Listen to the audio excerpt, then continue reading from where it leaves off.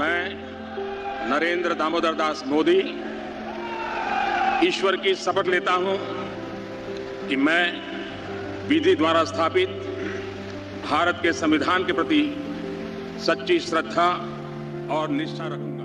तो 26 मई 2014 एक ऐसा दिन था जिस दिन हमें अपना प्रधानमंत्री मिलने वाला था। कुछ लोग आज कहते हैं बुधवार को एक बुद्धिहीन मंत्री ने सत्ता में कदम रखा था, और कुछ कहते हैं कि हमने जिसको वोट किया वो आज सही काम कर रहा है।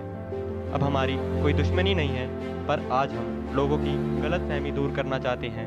जो मोदी जी कोई भी काम करे बोलते हैं वाह मोदी जी वाह वाह, देश को बेच दे तो बोलते हैं वाह मोदी जी वाह वाह, पेट्रोल के रेट के दाम बढ़ा दे तो बोलते हैं वाह मोदी जी वाह वाह वाह, खाना खा रहे हो तो बोलते हैं वाह मोदी जी वाह वाह वाह, और हकने भी चाहें तो माफ करना, गुस्से में इधर-उधर निकल जाता हूं। तो उनके आने के 2 साल बाद 8 नवंबर 2016 उन्होंने एक ऐसा धमाका कर दिया था जो किसी ने अपने सपने में भी नहीं सोचा था। अब आपको पता तो होगा ही इसका फ़ायदा कि काला धन वालों को बहुत नुकसान होगा, पर ये हमने सोचा था। पर ऐसे लोगों ने 2 नंबरी से अपना धन सफ़ेद कर लिया। मैं ऐसा नहीं बोल रहा कि सबने कर लिया, कुछ लोग पकड़े भी गए थे, पर चलो अब इसके नुकसान सुन लो। 50 lakh people lost their jobs. 50 lakh लोगों ने अपनी रोजगारी को डूबते हुए देखा। GDP has fallen to 8.8%। GDP को इन्होंने बहुत नीचे धकेल दिया। अगर आप अनऑर्गेनाइज सेक्टर से हो तो आपको पता ही होगा कि तब के समय में क्या हालत थी। अगर आप नहीं हो तो मैं आपको बता दूं, सिर्फ 1-2 चीज़ों की दुकान को छोड़ के सारी दुकानें ठप हो गई थी, और उस समय पता चली थी सेविंग्स की वैल्यू। आधे से ज़्यादा लोग गरीबी रेखा से नीचे धकेल दिए गए। अभी भी बोलिए आप सब, वाह मोदी जी वाह वाह वाह, पता नहीं मोदी जी इन्हें क्या देते हैं जो ये अंधभक्त बने पड़े हैं। नोटबंदी में एक काम तो था अच्छा, पर आगे आपको सिर्फ काम देखने को मिलेगा, पर वो अच्छा नहीं होगा। पहले आप ये सुनिए। अरे हम तो फकीर आदमी हैं, झोला लेके चल पड़ेंगे। चलो ये गरीब आदमी है, अब ये सुनिए कि झोला उठा के कहाँ चल दिए। First, he went Bhutan on 15 June, 16 June, and total expenses occurred on flight 2,45,27,465. Second, he went Brazil on 13 July, 17 July 2014, and total expenses occurred 20,35,48,000. Third, he went Nepal on 3 August, 5 August 2014. अब अगर एक एक करके बताने लगा तो video कम से कम 2 घंटे की बन जाएगी। अब ये आपके स्क्रीन पे है, देख लो। ये 70 से ज़्यादा देश घूम चुके हैं। And he spend over 335 crore for foreign trips last 3 years. अब ये बताइए कि ये किस जगह से गरीब आदमी है जो झोला लेके चल पड़ेंगे जी। अब आप में से कुछ कहेंगे कि दोस्ती बढ़ाने गए थे। आप ये बताइए अभी देश की कितनी बुरी स्थिति चल रही है। 70 देशों में से 10 भी आए हो तो बताना। और आप ये नहीं बोलेंगे। हिपोक्रेसी की भी सीमा होती है। चलिए अब आपको बताता हूँ एक ऐसा स्टैचू जो 300 करोड़ की बनाई गई है। अब ये बताइए कि जिस देश में गरीबी ज़्यादा है, बेरोज़गारी ज़्यादा है, वहाँ ऐसी चीज़ों के लिए पैसे ही पानी की तरह बहाए जा रहे हैं। चलो अब बोलिए। वाह मोदी जी वाह वाह। तो 2019 को एक ऐसी महामारी ने जन्म लिया जिससे हम अभी तक पछता रहे हैं। अब ये बताइए, पहले इन्होंने 3 महीने का लॉकडाउन किया, और जब तक तो कहानी सही चल रही थी, पर जैसे ही देश की स्थिति डगमगाई तो इन्होंने एक फ़ंड शुरू किया, PM केयर्स फंड। कई बड़े लोगों ने इनमें डोनेशन दी, जैसे सलमान खान, शाहरुख खान, अक्षय कुमार और भी कई लोग। पर एंड ही रिसीव्ड $1.27 बिलियन। अब आपको पता है $1 की कीमत 70 के आसपास होती है, तो ये कितनी बड़ी कीमत हुई। अब कोई ये बताए कि इतने सारे पैसे गए कहाँ, क्योंकि जब ये पैसे आए थे सिर्फ $21.5 मिलियन ही बहुत थे। और तो और आज की हालत इतनी ख़राब है कि शमशान में अंतिम संस्कार करने के लिए भी लाइनें लग रही हैं, और सारे नेता एक दूसरे पे इल्ज़ाम लगा रहे हैं, और BJP के कुछ मेंबर्स कहते हैं गौमूत्र पियो। ठीक है, ठीक हो जाओगे। अब ये बताओ कि ये कितने ग्रेजुएटेड हैं। और जब JP नड्डा को कोविड हुआ था तो उनसे पूछे कोई कि वो गौमूत्र पी के ठीक हुए थे।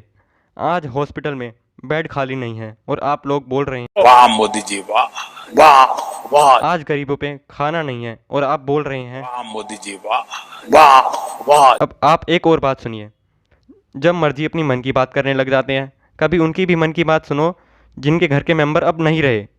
और आज कुछ नेता कह रहे हैं जिसके घर में किसी मेंबर की डेथ हुई है उसे कोविड की वजह से तो उसे 5,000 रुपये मिलेंगे। ये नहीं कि इन पैसों से बेड्स खरीदें, ऑक्सीजन खरीदें और उनको बचा सकें जो मरने की स्थिति में हैं। मोदी जी कहते हैं आत्मनिर्भर बनो। अब और कितने आत्मनिर्भर बने? ऑक्सीजन खुद ढूंढ रहे हैं, बेड खुद ढूंढ रहे हैं। 25 मार्च 2021 को बीजेपी की तरफ से एक ऐसा बिल पास किया गया जिसमें दिल्ली के सीएम को कुछ भी काम करने से पहले एलजी से पूछना पड़ता था। अब ये बताइए कि अगर आप घर में बड़े हो और आप सारे डिसीज़न लेते हो घर के, और अगर आपके ऊपर कोई बिठा दिया जाए जिससे आपसे पूछना पड़े कि ये डिसीज़न ले या नहीं ले, तो आपको कैसा लगेगा? और आप तब भी यही बोलोगे ना। वाह मोदी जी वाह वाह। अब जब पीएम के पास सारे डिसीज़न लेने का अधिकार है तो वो क्यों किसी के अधिकार छीन रहा है? इन्होंने बैंक बेच दिया, एयरपोर्ट बेच दिया, लाल किला बेच दिया और आधी दिल्ली बेच दी, ट्रेन बेच दी। अब क्या बच्चों की जान लोगे क्या? चलिए इसे भी छोड़िए। किसान आंदोलन आज जिसको लेकर लोगों में बहुत ज़्यादा कन्फ्यूज़न है और वो उसको गलत बता रहे हैं। चलो शुरुआत से बताता हूँ। पहले आप कृषि कानून क्या है वो सुनिए। Essential commodities bill first. अब आप सुनिए, जैसे जो राशन शॉप्स हैं अब वो सामान की जमाखोरी करने लगे और जैसे कोई आता है तो वो उससे पूछे भाई ज़रा तेल है, वो मना कर दे पर वो कई बोतल जमा करके रखे। और आपको पता है जैसे ही कोई सामान की कमी होती है और डिमांड ज़्यादा होता है तो उसके रेट आसमान छू देते हैं। यही चीज़ 1955 में बैन हो गई थी और जब मोदी जी लीगलाइज़ कर रहे हैं, अब आप बताइए ये चीज़ अमीर को और अमीर करेगी और गरीब को और गरीब नहीं करेगी? अब ये जमाखोरी वही करेगा जिसके पास ज़्यादा पैसा होगा और वो रातों रात अमीर बन जाएगा और दुगने दाम पे सामान बेचेगा। अब नहीं बोलेंगे आप कि ये कृषि कानून अच्छा है। Second, farmers produce trade and commerce bill. एक एनएसएसओ है जो बेरोज़गारी और फार्मर्स के आंकड़े बताता है, तो वो इन्हें पूरा ख़त्म करना चाह रहे हैं। वही बात हो गई, ना बचेगी बात। अब कितनी बेरोज़गारी बढ़ी है जब पता ही नहीं चलेगा तो सवाल कैसे उठेगा? मेन चीज़ तो यही थी। अब दूसरी बात जो इन्होंने कही है वो तो बात घुमाने के लिए कही है। इन्होंने ये बोला है कि सब्ज़ी वाले सिर्फ मंडी पे सब्ज़ी नहीं बेच पाएंगे और भी जगह बेच पाएंगे। आपको पता है जितने भी देश में सब्ज़ी उगती है उसका सिर्फ 6% मंडी पे बिकता है, बाकी सब कुछ कोई रोड पे बेचते हैं, कोई गली गली जाके बेचते हैं। मेन मुद्दा तो इनको एनएसएसओ ख़त्म करने का था। अब नहीं बोलेंगे आप? वाह मोदी जी वाह। चलो तीसरा रूल जो है वो थोड़ा अच्छा है कि किसान अब सीधा सामान बड़ी बड़ी कंपनीज को बेच सकेंगे और बीच के लोगों का रोल ख़त्म हो जाएगा। मुझे तो लगता है कि रूल पास करने के लिए ये किया है कि रूल पास हो जाए ये देख के, पर इनको क्या पता हम देशवासी बुद्धू हैं क्या?